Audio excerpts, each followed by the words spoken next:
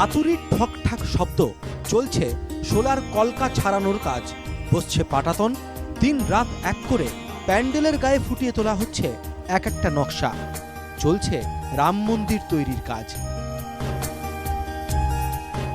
ইসলামপুরের দেশবন্ধু পাড়া আদর্শ সংঘের পুজোর এবারের থিম রাম মন্দির। এবছর তাঁদের পুজোর 60 বছর পূর্তি। রাম মন্দির দেখতে গতবারের থেকে এবারে রেকর্ড সংখ্যক মানুষ ভিড় জমাবেন তাদের মণ্ডপে, বলছেন পুজো উদ্যোক্তারা। লাইটিং একটা বিশেষ আকর্ষণ এবার দেখা দেবে। আমরা নতুনত্ব লাইটিংটা দেব। একদম প্রচুর ডিফারেন্স, আগের বছরের চেয়ে এবার লাইটিংয়ে প্রচুর ডিফারেন্স থাকবে। কততম বর্ষ এবার 60তম বর্ষ আমাদের।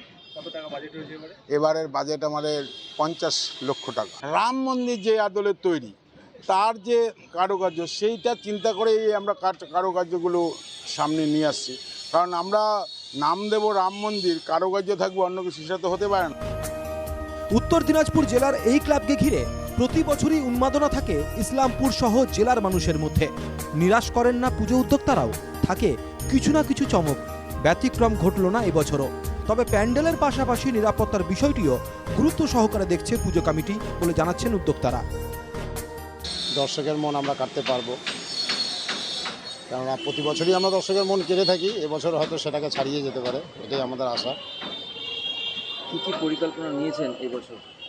পরিকল্পনা যেমন প্রতি বছরে যেটা নিয়ে থাকি সেরকমই পরিকল্পনা আছে, যে যাতে মানুষ সুষ্ঠুভাবে ঢুকে দর্শন করতে পারে।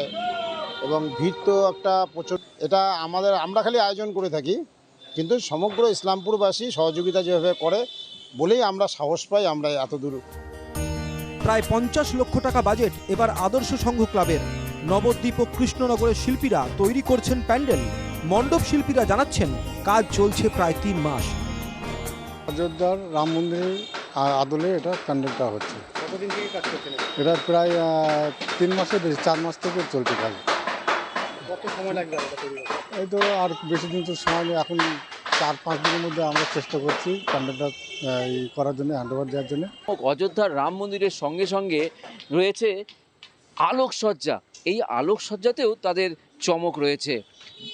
এই টেরাকোটার আদলে তৈরি হওয়া মণ্ডপ সজ্জা তাদের নজর কাড়বে বলছেন। উত্তর দিনাজপুর জেলার ইসলামপুর থেকে দেব চক্রবর্তী, NKTV বাংলা।